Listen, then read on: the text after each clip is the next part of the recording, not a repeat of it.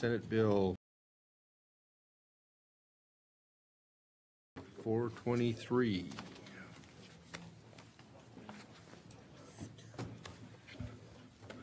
Mr. Chairman, members of the committee, my name is Senator Jeff Essman. I represent Senate District 28 on the west end of Billings. I bring to you today Senate Bill 423 is heavily amended by the House Human Services Committee.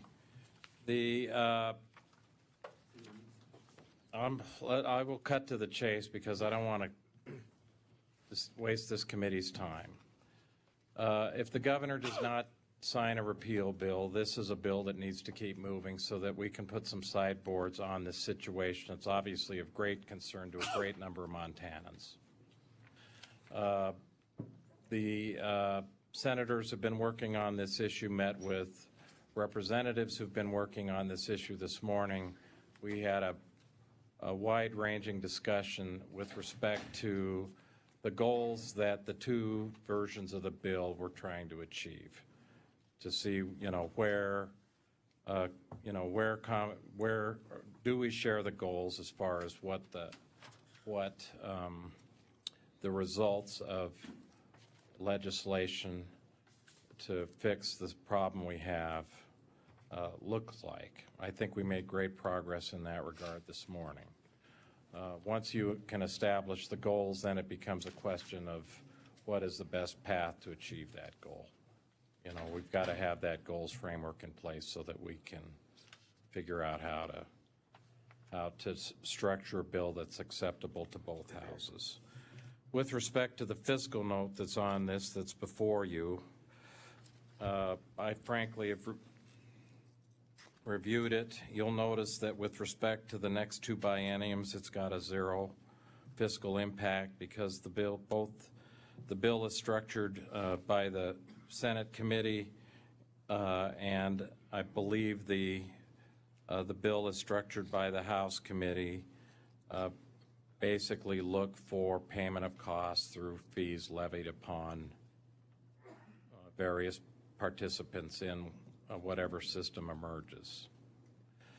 The fiscal year 2011 number, that $270,000, if you'll refer to page 8 of the fiscal note, basically relate to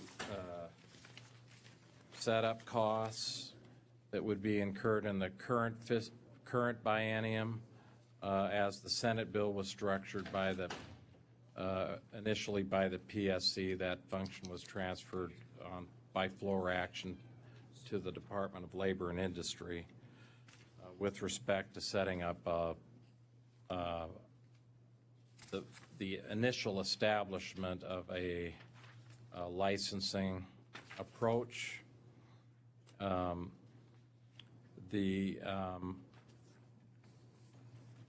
course, you've got to establish that licensing approach before you can recoup the costs in fees. Setting up that system would have to be done in the current biennium. Recouping the fees would be in the future, so that's why there's a net hit there. So depending upon the outcome of the final structure of the bill, that $270,000 cost may or may not continue to go forward. So that's, that ultimate number is going to be probably determined by the structure of a final bill that I'm confident we will arrive at. So that's as much information as I can give this committee at this time. I would appreciate you moving this bill forward. Thank you. Are there proponents? Opponents?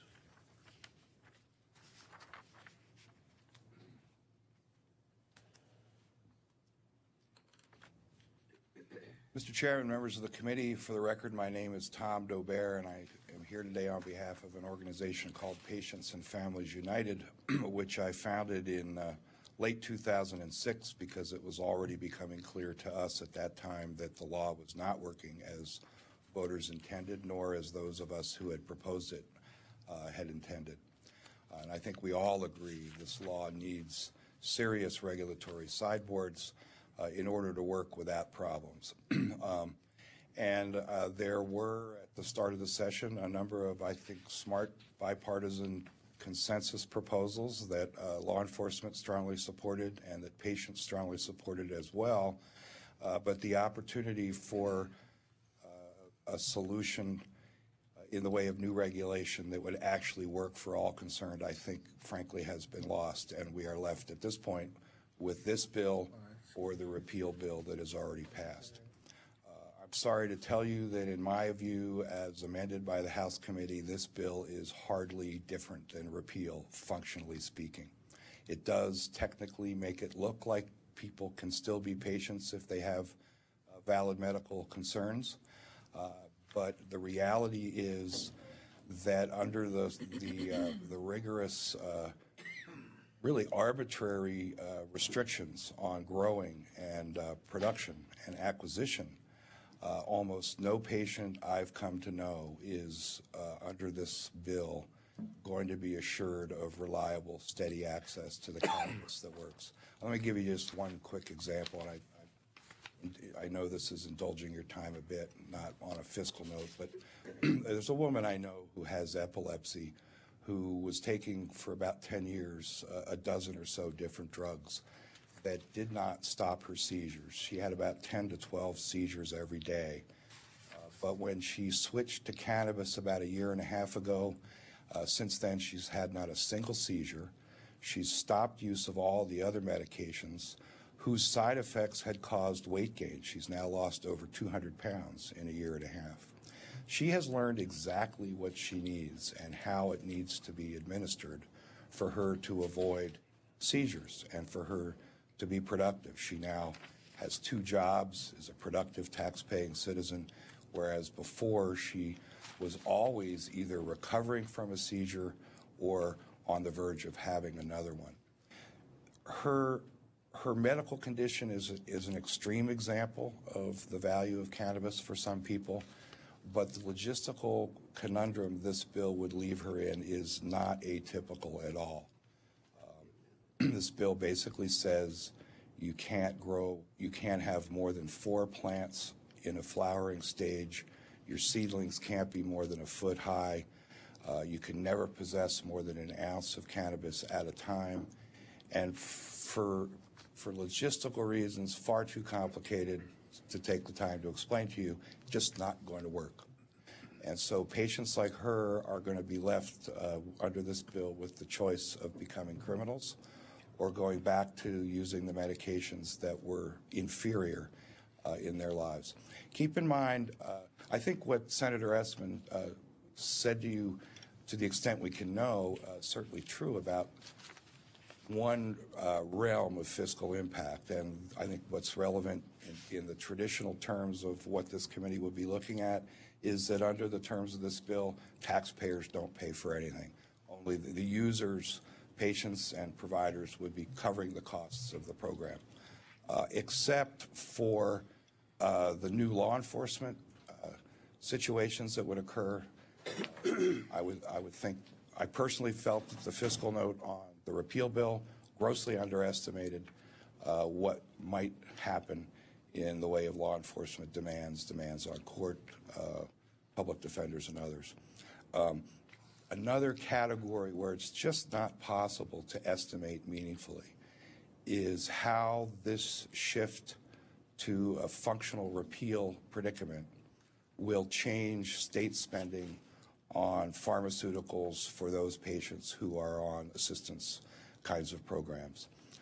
I do know a lot of patients I've come to know over the years whose health care is subsidized or paid in full by the state or the federal government, who have now stopped using expensive pharmaceuticals and instead have begun using cannabis with better results. If they go backwards, there will be increased costs somewhere for those pharmaceuticals that didn't work. But again, it's not something anyone can estimate in a meaningful way to help you forecast it, because the information just has not been tracked and recorded in a way to make that possible. At any rate, I am an opponent technically because as the bill stands now, as far as we're concerned, it's no different than what you've already passed, repeal. And so I oppose the bill, and I have sought to enlighten you slightly to the extent one can on some of the possible fiscal ramifications. If you have any questions, I'd be glad to try to answer. Thank you. Okay, I don't want to rehear the bill again. Is there any other opponents relating to the fiscal note? Mr. Chairman, members of the committee, Kate Haleva for the Alliance for Cannabis Science. We came here hoping to support legislation that would create a quality-driven consolidation model. So in fixing this, it would drive the cream to the top, and we would end up with the best system, and therefore regulate it and resolve the issues. As previously mentioned, this really isn't a regulation bill. It's more of a de facto repeal bill. Costs to patients, I think Mr. Daubert represented that well. Given that we represent some of the labs and sophisticated manufacturers, what you will be losing with this is actually the best, the people who were professional, the people who were trying to function in the most legitimate fashion, and reducing it to more of a hippie model when we had some truly innovative things going on.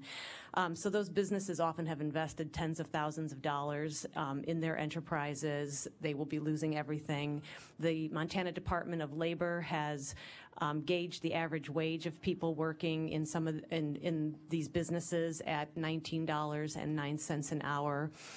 So those jobs will be gone as well. The number, and I think this number would go down with regulation. I'm meaning real regulation as opposed to more of this prohibition type style legislation. But under what was happening, a group out of Colorado did research, and in Montana it was $100 million a year that these businesses were creating in the economy. Like I say, with real regulation, that probably would have gone down somewhat. Those dollars are turning over 7 times in every community. We know that's how that works for economics, which means we could be pulling, somewhere between $100 million and $700 million out of the Montana economy when we do this. People I know have expressed they don't care about the livelihoods of people who are involved directly in this business, but they might care about where that dollar turns over in the second, third, or fourth hand, meaning the plumbers, the commercial storefronts, the local restaurant that did better. So that money will be gone. A lot of those workers, these $19 an hour workers, it's kind of interesting. They tend to be people who were carpenters, seasonal work type people, early 30s, young families. So where those people are going to go, I think is also going to have a fiscal impact in the local communities. We really encourage you to not pass this bill. This bill is not regulation. It's prohibition. The people did send you here to fix it, make it work. We think regulating these businesses would be easy.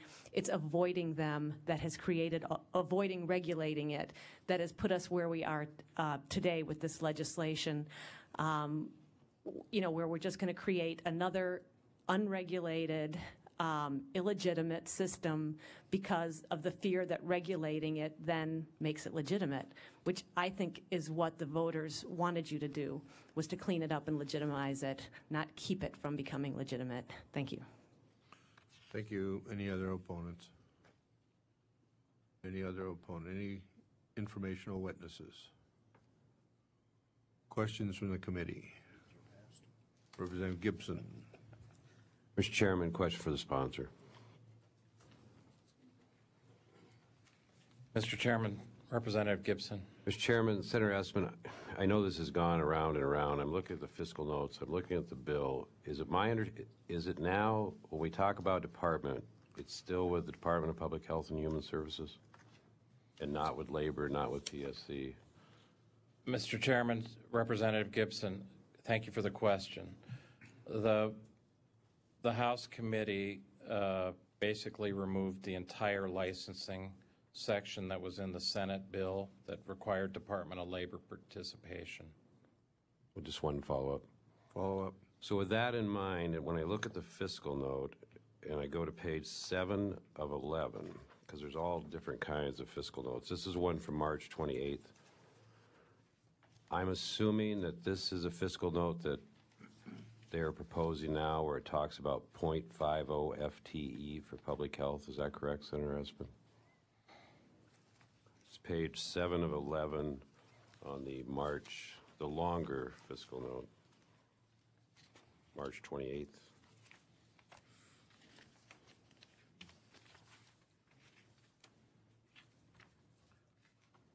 Are you looking at the top half of the page or the bottom, Mr. Chairman, Representative? The top, Senator Espin. Oh, there we go.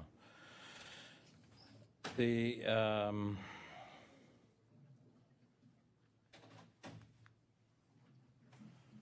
Well, I guess my question is, it says a halftime FTE with personal services costs of $113,000.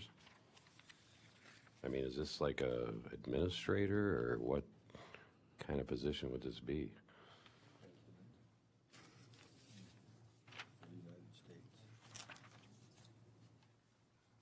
Or maybe it's a mistake. I'm hoping.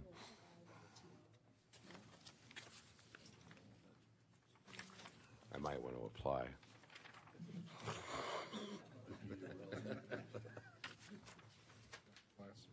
oh,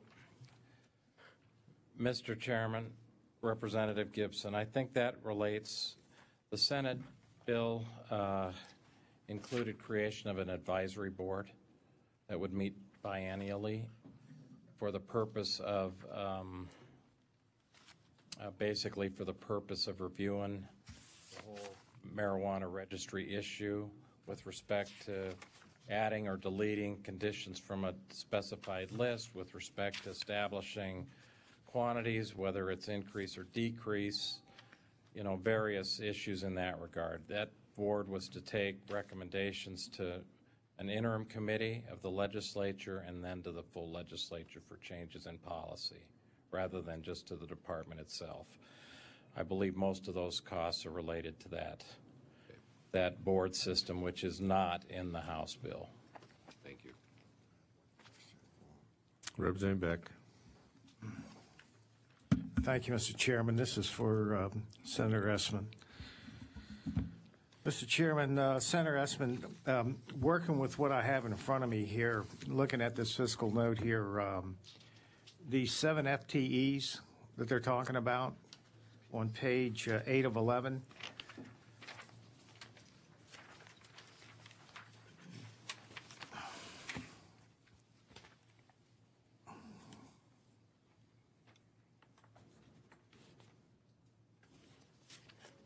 Yes, sir. Mr. Chairman, Senator Espin, do you agree with that? I noticed that you hadn't signed this note, and I'm assuming that you don't agree with everything that's in here? Mr. Chairman, Representative Beck, I didn't sign it because I didn't get it before the hearing. Oh. Over in the Senate. In fact, we didn't get it until we got to the floor, and barely then, which is what delayed transmittal to the House. As the bill is coming to you from the House Human Services Committee, these 7 FTEs are not in the bill as it currently stands. Question. I'm to assume that this fiscal note doesn't apply after the amendments that the House put on the bill. Is that what you're telling us? That is correct. Okay. We've had requests for updated fiscal notes, but at this late date in the session, that has the potential of stopping the bill's progress because of the time provisions allowed to the budget office. So I have not requested a revised fiscal note because things are so fluid. One other follow-up question then. I was led to believe that you may have some amendments that need to go on the bill. Are you going to propose those at this time or not? Mr. Chairman, no. Okay. Because you know, as I stated, that there were significant differences between the Senate and the House version, and trying to resolve those in an hour meeting this morning was not feasible. You know, I think the best place to get this bill is into a conference committee as quickly as possible. Okay. Any further questions from the committee? Seeing none, you like to close? Thank you very much for your time. I'd like to get back to the Senate floor where they're voting right now. Okay. Thank you. That closes the hearing on Senate Bill 423. Okay, members of the committee,